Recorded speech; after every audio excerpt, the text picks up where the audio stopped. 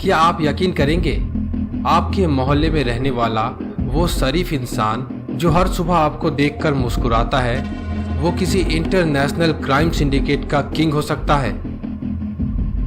क्या आप ये सोच सकते हैं, आपके मोहल्ले में जिस इंसान को सबसे शरीफ और सरल माना जाता है, वो आधी रात को दुनिया के सबसे अंधेरे हिस्से यानी डार्क वेब में मासूम बच्चों की जिस्म का सौदा करता है। ये कहानी किसी हॉलीवुड थ्रिलर मूवी की नहीं, बल्कि उत्तर प्रदेश के बुंदेलखंड की एक कड़वी हकीकत है। एक जूनियर इंजीनियर जिसने सरकारी नौकरी की आड़ में 33 बच्चों का बचपन कुचल दिया और उनके वीडियो को दुनिया के 47 देशों में नीलाम कर दिए। जब इंटरपोल के सर्वर पर बांदा का नाम चमका तो पूरी दुनिया के होश उड़ गए। आज हम उस नकाब को बेनकाब करेंगे जिसे पहनकर ये इंडियन एप्स्टीन सालों तक कानून की आंखों में धूल झोंकता रहा। अक्टूबर 2020 की एक ठंडी रात फ्रांस के लियोन शहर में स्थित इंटरपोल हेडक्वार्टर्स के सर्वर पर एक रेड अलर्ट गूंजता है। दुनिया भर की पुलिस की नजरें एक इंडियन फोन नंबर पर टिक जाती है। आखिर क्या था उस नंबर में? जब जांच की परतें खुली तो एक ऐसा सच सामने आया जिसने न केवल उत्तर प्रदेश बल्कि पूरी दुनिया को हिला कर रख दिया। ये कोई मामूली सड़क छाप अपराध नहीं था, बल्कि ये था एक वेल प्लान्ड सिस्टमैटिक नरक जिसे बुंदेलखंड की धरती पर एक सरकारी मुलाजिम ने अपनी पत्नी के साथ मिलकर रचा था। आज हम बात करेंगे उस जूनियर इंजीनियर की जिसे इंडिया का जेफरी एप्स्टीन कहा जा रहा है, और जानेंगे कैसे एक शरीफ दिखने वाला इंसान दुनिया भर के 47 शहरों में मासूमों का सौदा कर रहा था। राम भवन, उम्र करीब 40 साल, इरिगेशन डिपार्टमेंट में एक जूनियर इंजीनियर। बांदा और चित्रकूट के इलाकों में उसे एक जेंटलमैन और सिंपल इंसान माना जाता था। उसके सहकर्मी बताते हैं कि वो बहुत ही कॉर्टियस और सॉफ्ट स्पोकन इंसान था, लेकिन उन्हें कहाँ पता था ये सालिन से दिखने वाले चेहरे के पीछे एक शातिर शिकारी छुपा था। राम भवन के अपने कोई बच्चे नहीं थे, लेकिन उसके घर में हमेशा पड़ोस के बच्चों का जमावड़ा लगा रहता था। लोग समझ रहे थे कि शायद उनके अपने कोई बच्चे नहीं हैं, इसीलिए वो लोगों के बच्चों से इतना ज़्यादा प्यार करते हैं। पर हकीकत में वो उन बच्चों को अपने जाल में फंसाने के लिए एक हंटिंग ग्राउंड तैयार कर चुका था। राम भवन का माइंडसेट बेहद कैलकुलेटेड था।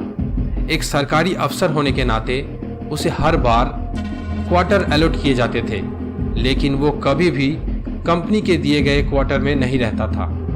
वो और उसकी पत्नी अपने पैसे खर्च करके फ्लैट या फिर रेंटेड हाउस में रहते थे। इसके साथ ही वो किसी भी फ्लैट में कुछ दिनों से ज़्यादा नहीं बिताते थे।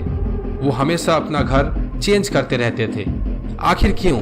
इसके पीछे उसका मकसद था कि वो किसी एक मोहल्ले के लोगों की नज़र में ज़्यादा देर तक ना रहे और कोई उस पर शक ना कर सके।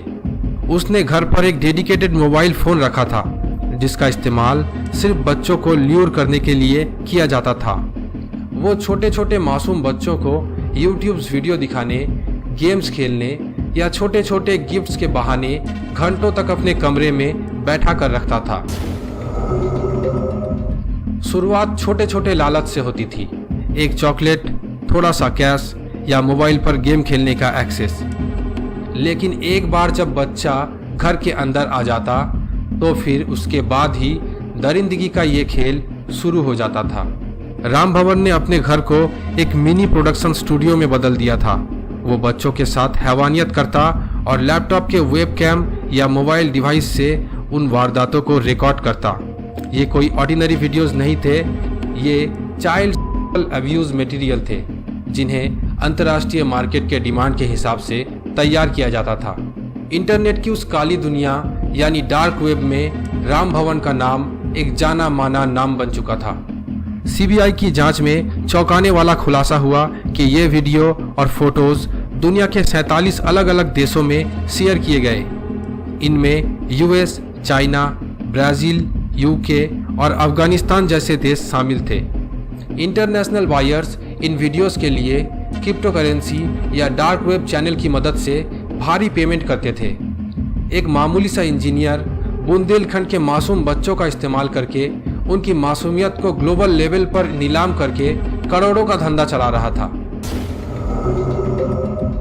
इस घिनौने क्राइम के पीछे राम भवन एक अकेला इंसान नहीं था, बल्कि इन सभी चीजों में उसकी पत्नी दुर्गावती सबसे बड़ी पार्टनर इन क्राइम थी।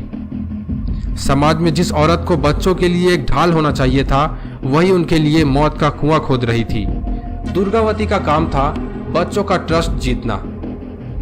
वो मोहल्ले के मासूम लड़कों को खाने का लालच देकर या महंगा खिलौने दिखाकर घर के अंदर लाती थी। जब राम भवन बच्चों के साथ हैवानियत करता तो दुर्गावती घर के बाहर पहरा देती या खुद उस दरिंदगी का हिस्सा बनती। उसने न केवल इस एक्सप्लोटेशन को सपोर्ट किया, बल्कि जब जांच चल रही थी, पुलिस इस पर कार्रवाई कर रही थी, तो वो गवाहों और पीड़ितों के रिश्तेदारों को धमकाने में भी कोई कसर नहीं छोड़ी। कोर्ट ने अपनी टिप्पणी में कहा कि दुर्गावती का इन्वॉल्वमेंट इस पूरी केस को और भी हीनस बना देती है।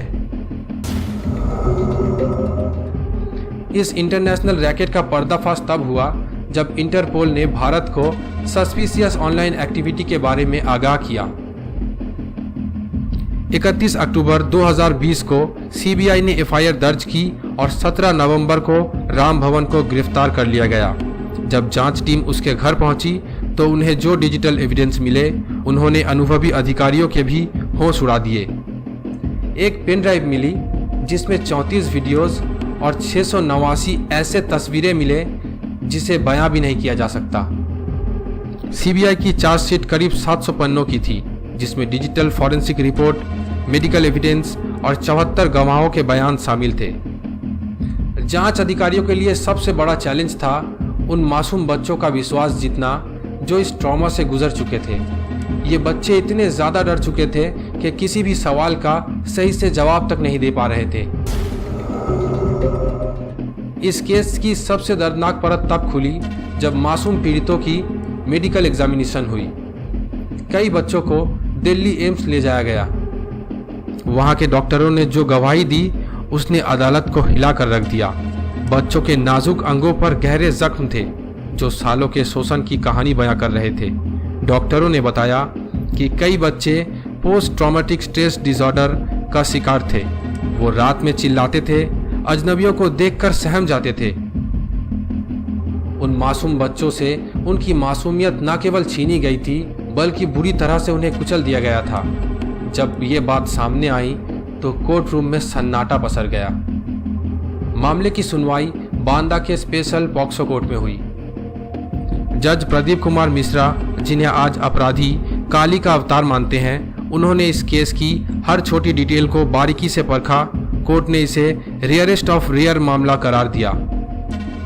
जज ने अपनी टिप्पणी में कहा, यह अपराध समाज की नैतिकता और बच्चों की सुरक्षा की बुनियाद पर हमला है। ऐसे अपराधियों के लिए समाज में कोई जगह नहीं है।